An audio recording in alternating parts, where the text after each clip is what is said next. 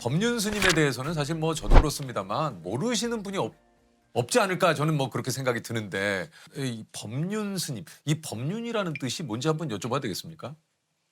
법의 수레바퀴 또는 뭐 진리의 바퀴 이런 뜻인데요. 스승님이 이 부처님의 법을 이 세상에 널리 전해라. 수레바퀴처럼 굴러다니면서 널리 전해라. 이래서 법륜이라고 지어줬습니다. 이게 그래서 법륜이군요. 네네. 수레바퀴처럼 이렇게 널리 세상에 좀 알려라. 네네. 그렇군요. 이런 표현이 어떠실지 모르겠지만 사실 스타 스님이시잖아요. 그렇죠. 예. 너무너무 스타 스님이라고 하기가 이게 좀 돈을 안 받고 하거든요. 그러니까 아마 여기저기 많이 오라 그러나 봐요. 돈이 안 들잖아요. 예. 이게 자기는 돈 많이 줘야 가잖아요. 저희들은 뭐 저희는 좀 저희들은 대화를 해보고 저희들도 뭐 그런 과정이 좀 있습니다. 예, 스님. 예, 과정이 좀 있고요. 아니 그 무엇보다 뭐 시대별로 여러 가지 또 고민이 좀 약간 차이가 있을 수 있겠지만 가시면은 좀 가장 많이 하는 질문들이 어떤 질문들이 좀 있을까요? 한마디로 지가 원하는 대로 뭐가 안 되니까 네. 고민이 생기잖아요. 자기 원하는 결국은 대로 그겁니까?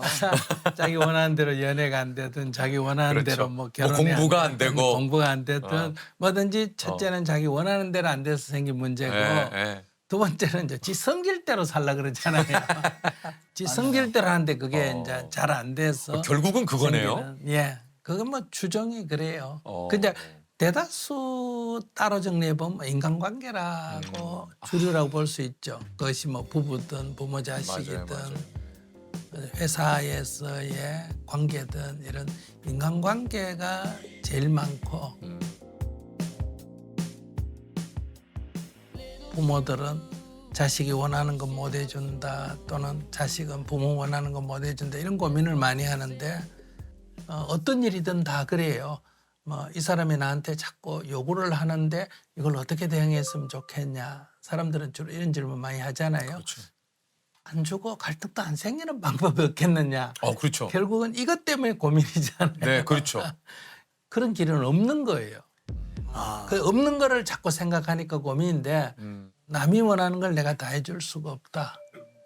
해줄 수 있으면 해주고 못 해주면 죄송합니다. 끝내면 되고 또 내가 원하는 거 되면 다행이고 안 되면 그만이고 이런 관점을 가지면 조금 좀 여유가 생기지 않을까 싶어요. 그다음에 이제 건강 이런 거고 요즘은 이제 젊은 사람들은 이제 뭐가 고민인지도 모를 정도로 머리가 복잡한 사람이 많습니다. 본인이 말을 해도 자기가 지금 무슨 말을 하는지도 모르면서 맞아요. 아무튼 힘든다. 답답하다. 그러니까 한마디로 답답하고 힘들다. 그러니까 여러 가지 고민과 뭐 고민이 얽히고 설켜서 내 스스로도 하나를 뽑아내기가 힘들 정도로 너무 심적으로 힘들고 복잡하다는 얘기겠죠. 그래서 스님이 그 얘기하잖아요. 어차피 세상은 내 뜻대로 안 된다.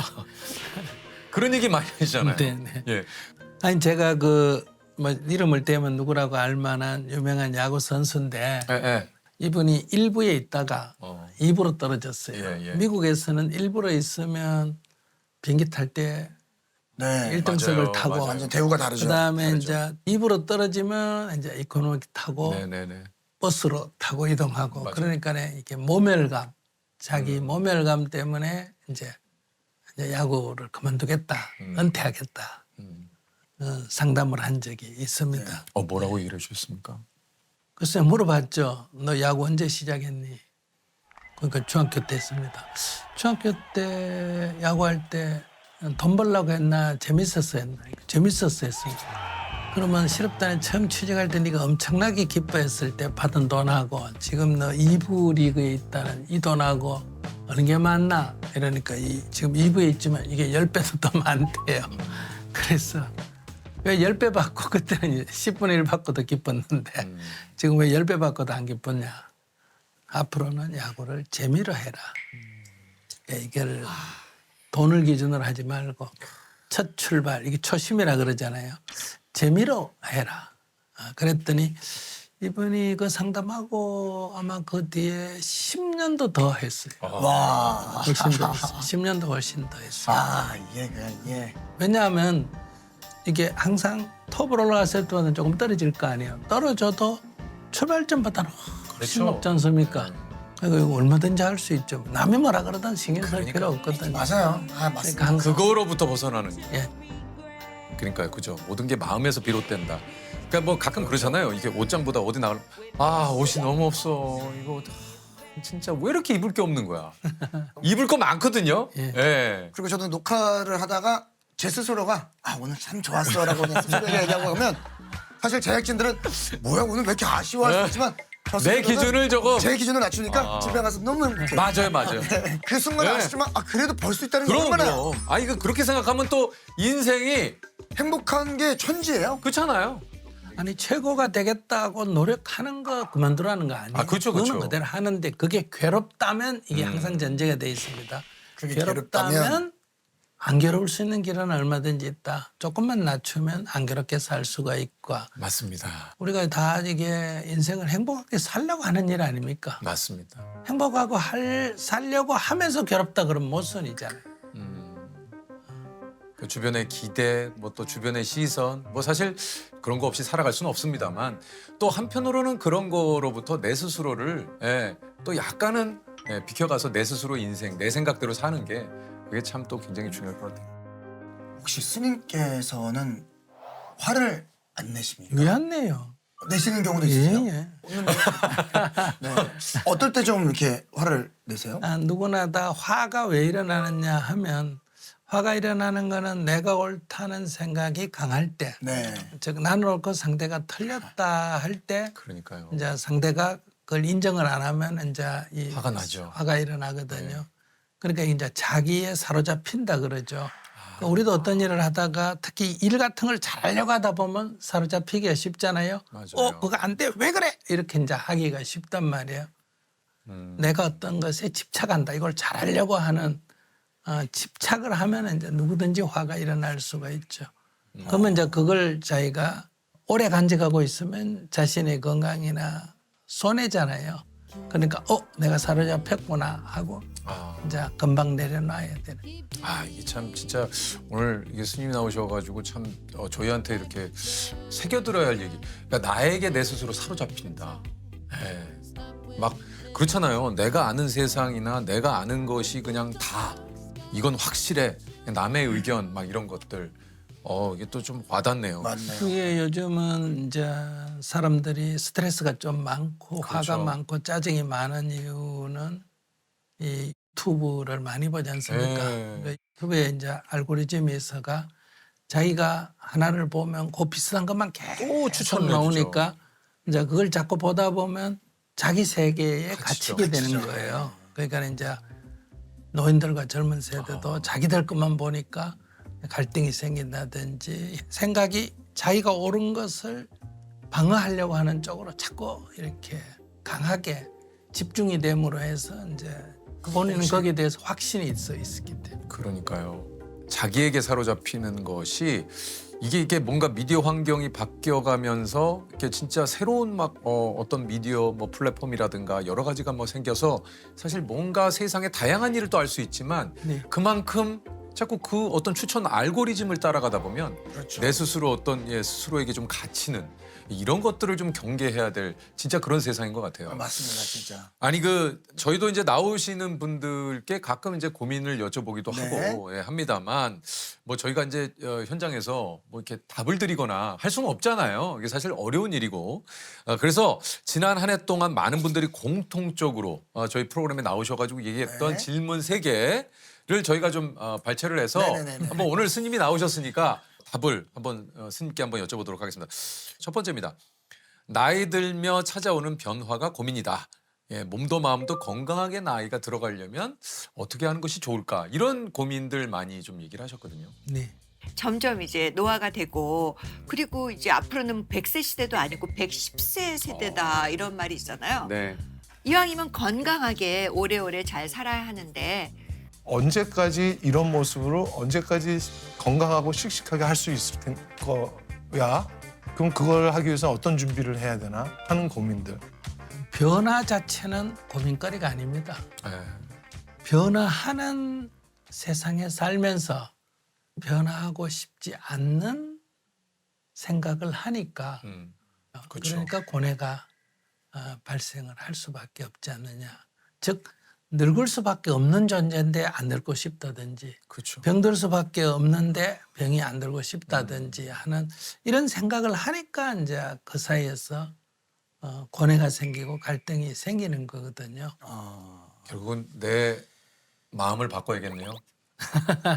그게 마음을 바꾸기보다는 우리는 시간이 흐르는데도 변하지 않는 영원한 것이 있다고 보통 생각을 하는데 시간이 흐르는데 변하지 않는 것은 없다 하는 게 이제 불교 용어로는 재행무상이다, 무상이다 이렇게 말하는데 일체는 다 변화한다. 이게 진실이라는 거죠. 즉 사실을 받아들이면 뭐 고뇌할 일은 아니라는 거죠. 이제 변화에 어떻게 대응할 거냐 하는 건 물론 남았습니다. 그러니까요. 이게 사실 받아들여야 될 것을 받아들여야 되는데 그걸 받아들이지 못할 때 힘들죠. 네, 맞습니다.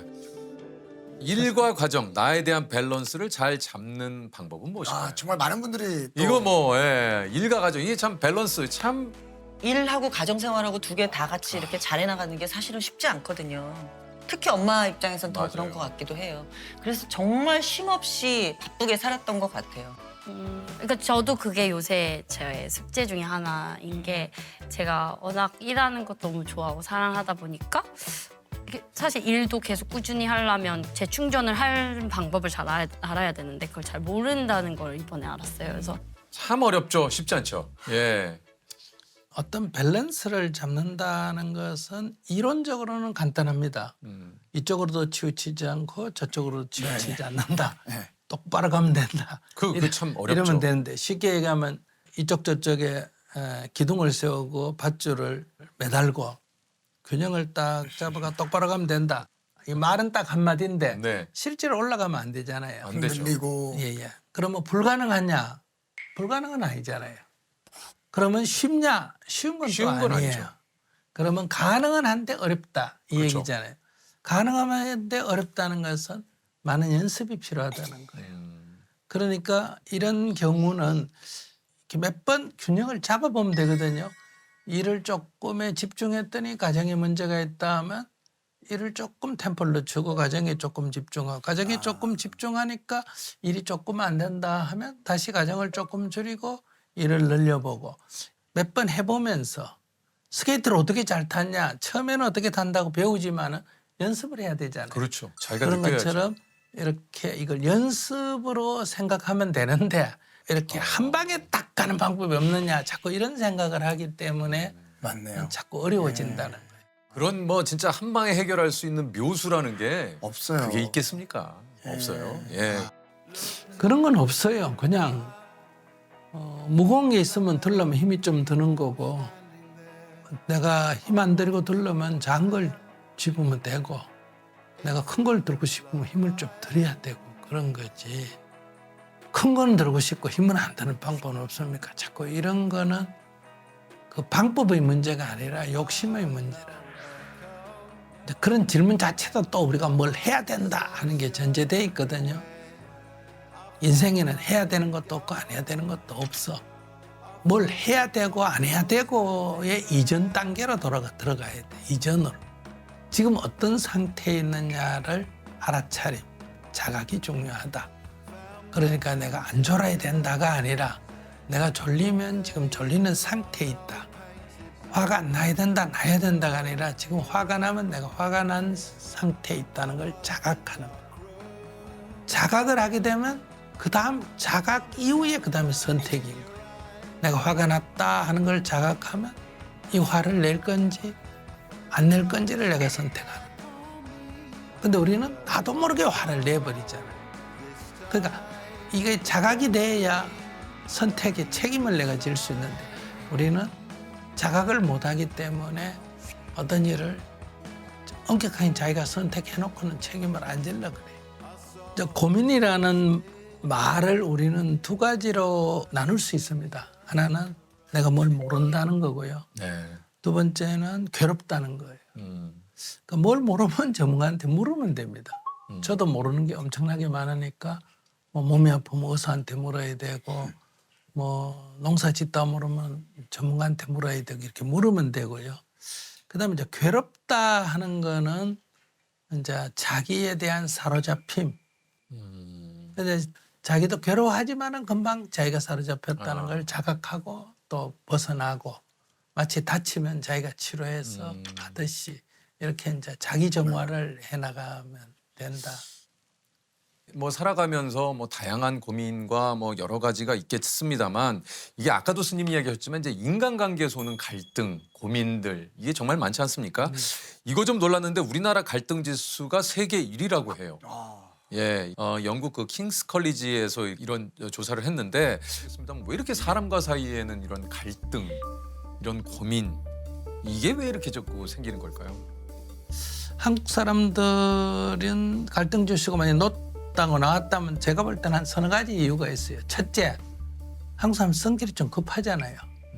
빨리빨리 좋은 면도 많습니다. 그렇죠. 빨리빨리라는 건 약간 조급하다는 얘기잖아요. 네, 그러면 그렇죠. 갈등이 좀 높을 수밖에 없고 그러면 갈등을 줄이려면 서로 다름을 첫째 인정해야 돼요. 그러니까 다르다 하는 관점에 서는 게 존중이죠. 상대를 존중하라 이 말은 떠받들어라 이게 아니라 나와 네. 다른 것을 그냥 인정. 인정해라 이 얘기고 조금 거기서 한 발 더 가면 그 사람 입장에서는 그럴 수도 있겠다. 그러니까 아이 입장에서는 그럴 수도 있겠다. 아내 입장에서는 그럴 수 있겠다. 남편 입장은 그럴 수 있겠다. 이걸 이제 이해라 그래요. 이렇게 이해를 하면 첫째 내 마음에서 화는 안 일어나지 않습니까? 그렇죠. 그 사실 말씀하신 대로 좀 다름을 인정하고 사실 그런다라는 것이 참 이게 평소 실천하기가 쉽지 않죠. 알고 있는데 참 네. 어렵습니다. 네. 이게 바로 존중이다. 그러니까 이것 또한 연습이 필요한 것 같습니다. 그렇죠. 네. 아 그럴 수도 있겠다 하는 이해가 이해다. 사랑이다. 그러니까 우리가 보통 이해 없는 내 시기에 좋아하면 폭력이죠. 내가 너를 좋아하는 건 엄격하게는 욕망입니다. 사랑이 아니고 부모가 자식한테 어떻게 매를 때려놓고도 너를 사랑하기 때문에 사랑의 매다 너를 사랑하기 때문에 욕을 했다 이런 건 다 맞지 않거든요. 그러니까 이해가 사랑이라는 거. 이해가 사랑이다. 네. 참. 야. 우리 또 뭐 저 진짜 한편으로는 또 이런 이야기가 지금 방송을 보시는 분들 가운데는 예, 그런 말씀이 될 것 같다는 생각도 듭니다. 이게 이제 얼마 전에 이제 시리아 내전 지역에 학교를 또 세우기도 네네. 하셨고 이런 구호 활동을 또 우리 많은 분들과 함께 스님께서 지금 또 하고 계시다고 합니다. 지난 1년 동안에 민다나오에 원주민 학교 5개, 그다음에 장애인 학교 5개, 10개를 지었는데 3월 달에 가서는 10개 답사하고 그러면 이제 12월에 가서는 준공식 하고 이제 예를 그러셨군요. 들면 이런 이제 그 활동에 시간을 많이 보내는 편이에요. 아니 그 저 스님께 한번 또 갑자기 좀 네. 드리고 싶은 질문인데 스님은 뭐 소소한 행복 이런 것들 그렇죠. 요즘 그게 많이들 궁금했어요. 얘기하잖아요. 네. 스님의 좀 소소한 행복은 무엇일지 좀 궁금합니다.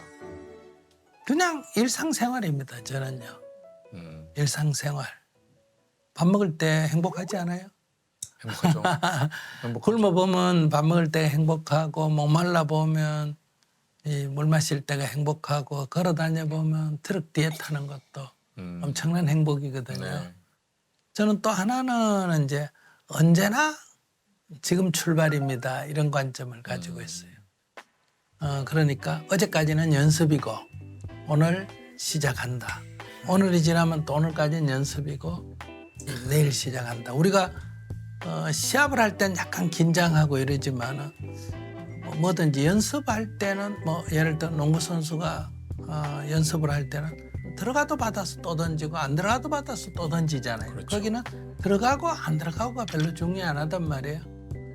그러나 이제 그런 과정을 거치면서 들어간 횟수가 점점 늘어나지 않습니까? 그러니까 항상 우리의 인생은 연습같이 생각을 하면 저는 조금 삶이 좀 가볍지 않을까 이렇게 생각을 해요. 그래서 항상 지금 출발 처음 하듯이 항상 그렇게 하면 어떨까.